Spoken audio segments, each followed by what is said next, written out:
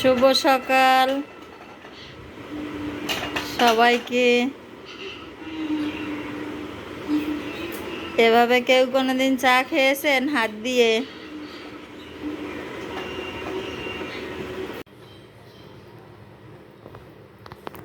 সকালের খাবার খাওয়ার পরে অনেকটা সময় চলে গেছে। এখন এই ইলিশ মাছটা ভিজাই রাখলাম।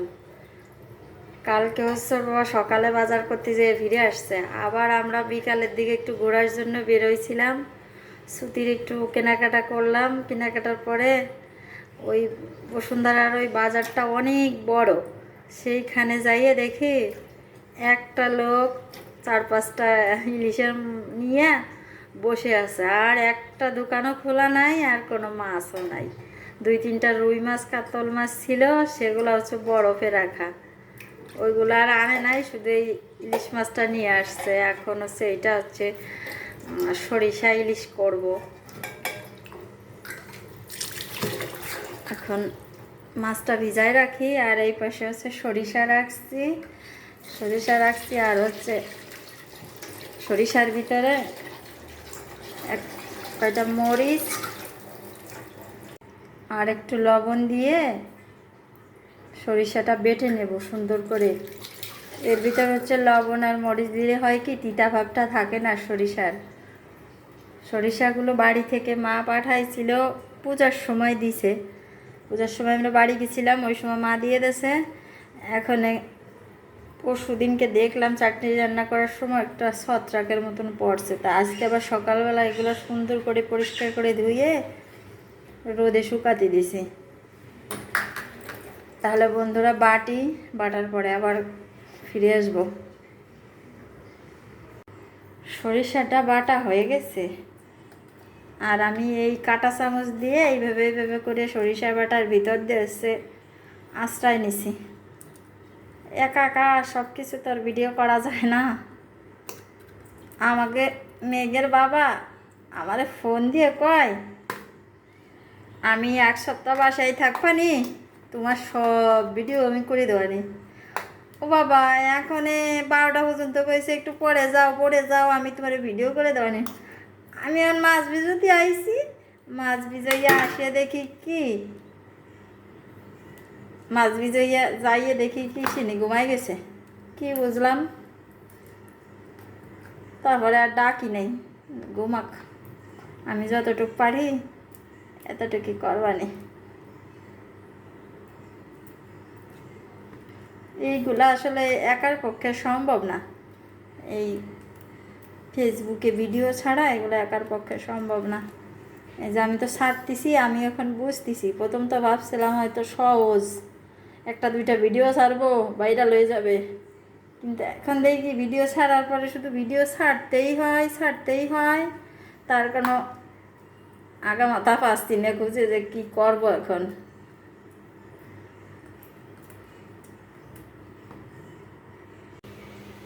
মাছটা কেটে ধুয়ে পরিষ্কার করে ঝাঁপিতে রাখলাম একটু জল ঝরার জন্য।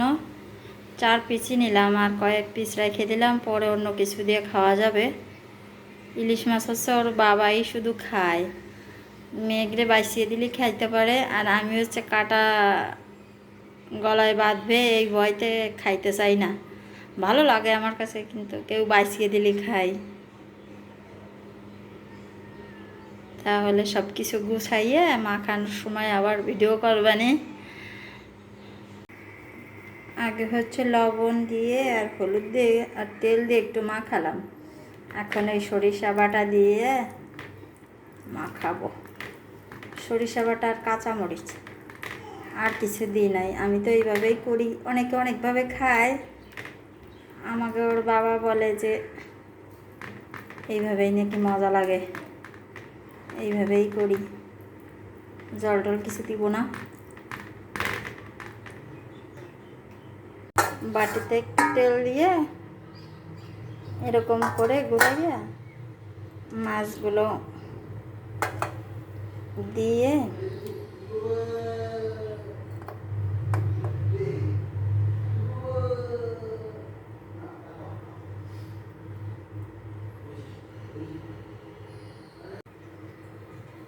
তারপরে সেই শুধু এই হাত ধোয়া আর এই থালা খান দেওয়া জলটুক দিয়ে দেবো, আর কিছু জল দেবো না কোনো।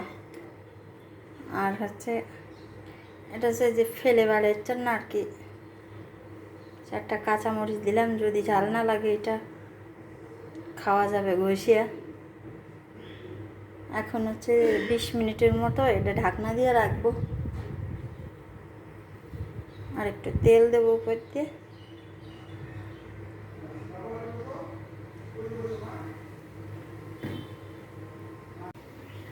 20 মিনিট ঢাকা দেওয়ার পরে রাখার পরে হচ্ছে এখন এই যে কড়াইতে একটু জল দিয়ে বক্সটা দিয়ে দিলাম, ঢাকনা দিয়ে দিলাম, হতে থাকুক। আমি আবার ওই সকাল থেকে ঘর ঝাড় দিইনি এখন পর্যন্ত।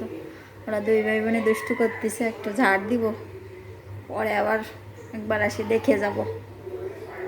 অনেক সময় হয়ে গেছে, প্রায় 30 মিনিটের মতন জাল দিচ্ছি, এখন নামিয়ে ফেলবো।